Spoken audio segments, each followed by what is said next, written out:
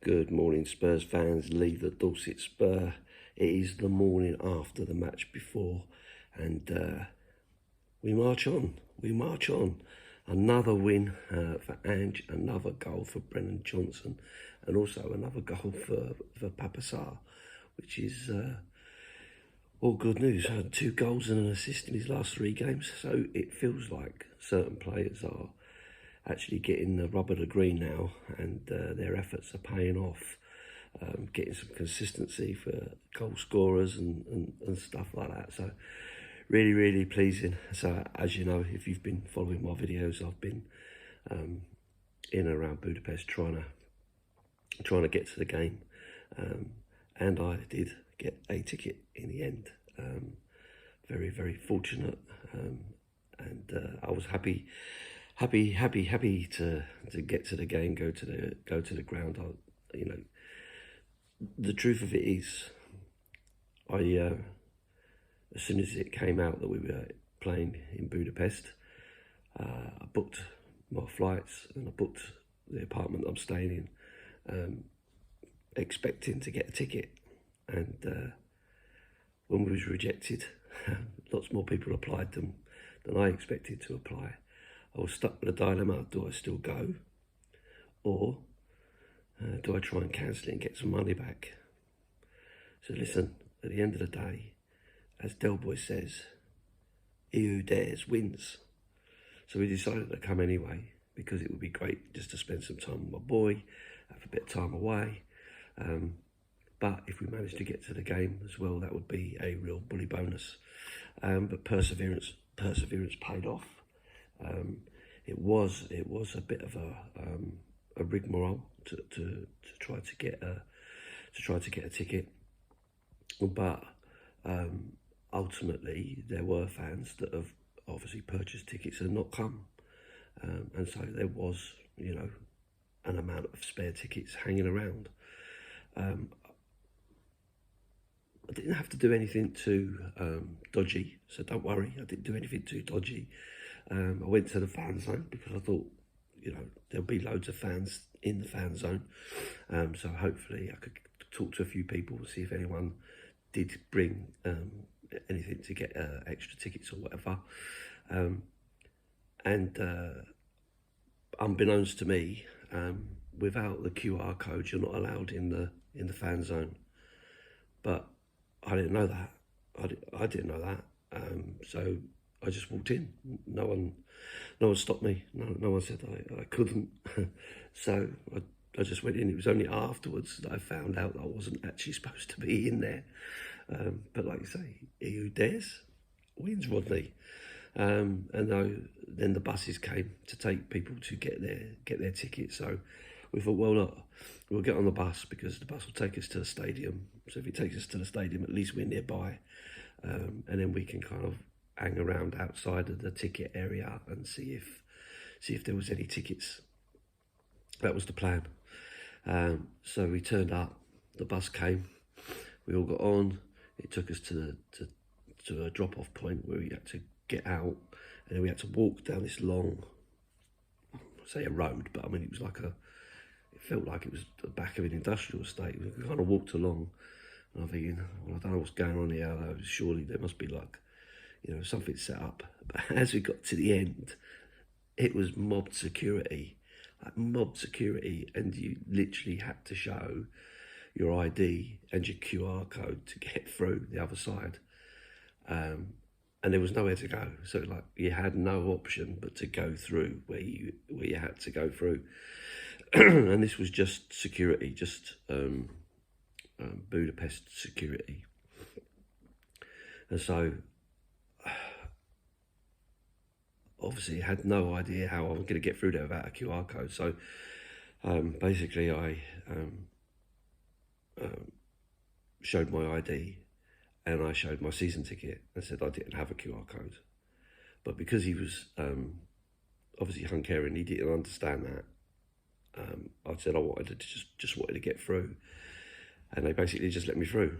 I was then searched, quite intense search actually, which was a bit interesting. And then we kind of walked into the area where the tickets were being dished out. I felt really sorry for the stewards, the Tottenham stewards. They were really doing their best to try to give the tickets out, but they literally just had a little gazebo and a box full of envelopes with people's names on.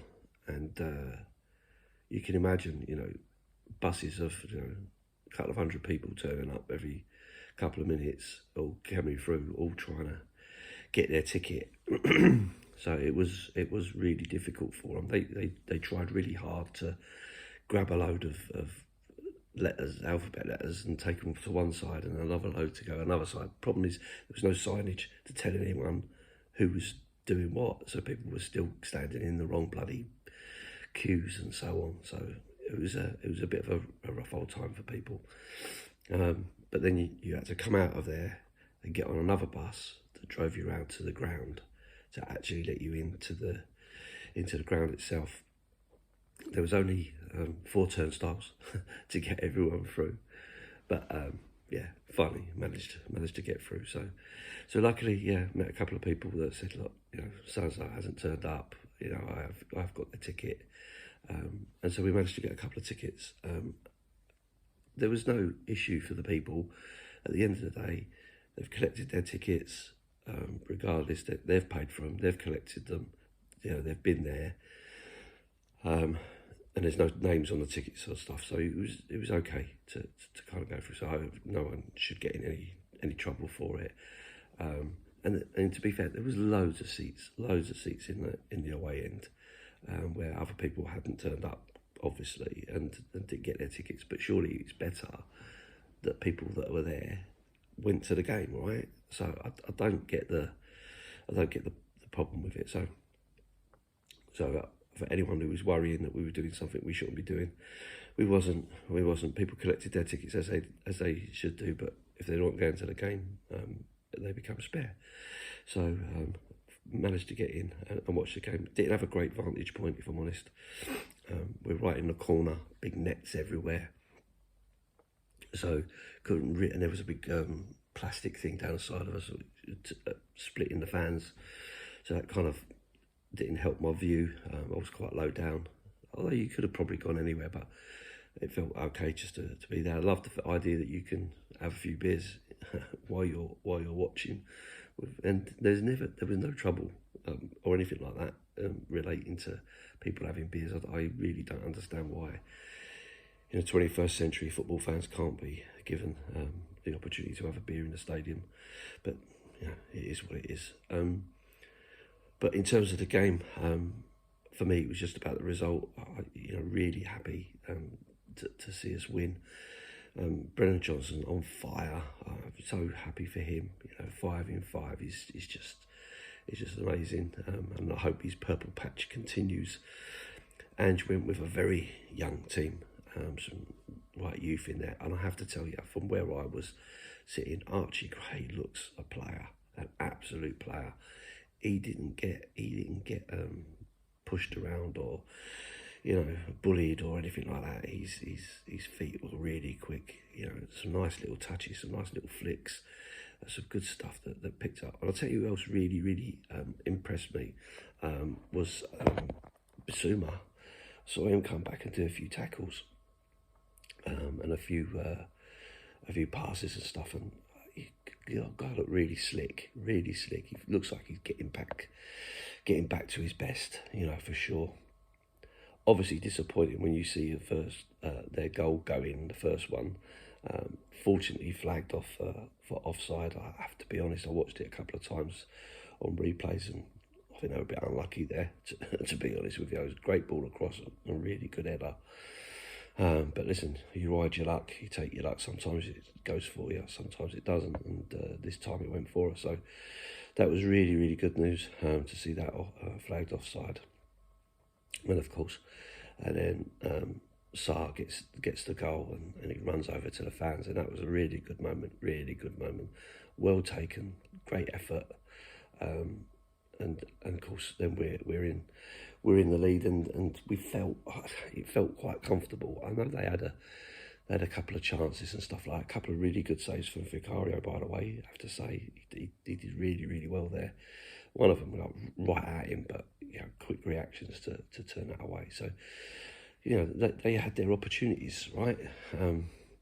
But much like Karabakh, if you don't take them, then you don't win the game. So, of course, then Brennan Johnson comes up with the second, and it feels like we're really, really comfortable.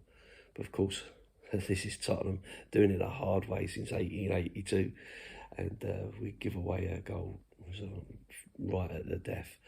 Fortunately, there wasn't an awful lot of time left in the game, and we see it through. We see it through to the death. But overall, really good to see. I mean, Ange went with some youth in that team, and I know my mate Sweary Alex wouldn't have been happy with that. He would have wanted to see the strong team out first.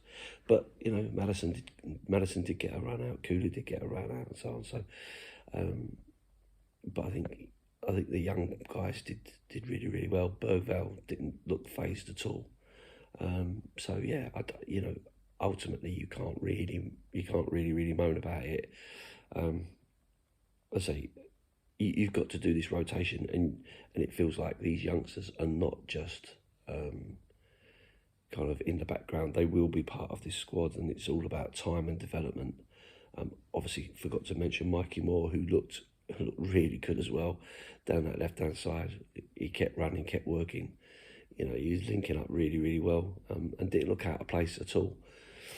Pedro Porro, another one that I kind of saw a lot of, seemed to be all over the place, like running across. I mean, he was over at the left back position at one point. So, I got to see an awful lot of him. So, we were really close to the pitch, so you get a better up close view, but you don't get to see the whole picture of how the game's going. You need to be a bit higher up and kind of on the side rather than behind the goal, But listen, great experience. It was really good to get it. I'm chuffed to bits that we managed to get in, because it would have been a shame to come all this way and not get in, not make the effort. But like I say, if you make the effort, you get your reward, and that was a reward for us in the end. The only downside, I guess, I don't think there's anywhere in the world or any other group of people that get treated the way football fans get treated. After the game, we were locked in for a little bit, which is fine. No problem, you expect that. And then they let us out of the actual stadium into a courtyard and held us there again, just to get on buses. And I'm like, well, why the hell didn't they say to get on buses? Why don't they just let us get on the buses? Because even if the buses ain't going nowhere, you're better off to be on a bus out of the rain than standing in the rain in a courtyard. But anyway, listen, they finally let us out. The buses were all parked up, but the doors were on the other side, so you had to walk all around the buses to get on a bus. And then the buses dropped us in a park in the middle of bloody nowhere. So then we had to try to get from there back to the city centre. Luckily, there was a few taxis about. I managed to get an Uber and brought us back. So yeah, overall, really, really good day. A lot of hanging about, a lot of chatting with people, and appreciate the support that you guys have been giving by watching the videos. I hope they've give you a little bit of a laugh as you've been watching the journey. I've put them all together in a little timeline, which I'm posting as well, so you can kind of watch them all in one go of how it kind of panned out, and a couple from inside the stadium. But anyway, yeah, great day, great game, great result, and we march on again, and we're on a good run. Long may it continue. So I'll leave it there, and you'll see me again probably after the Brighton game. Up the Spurs.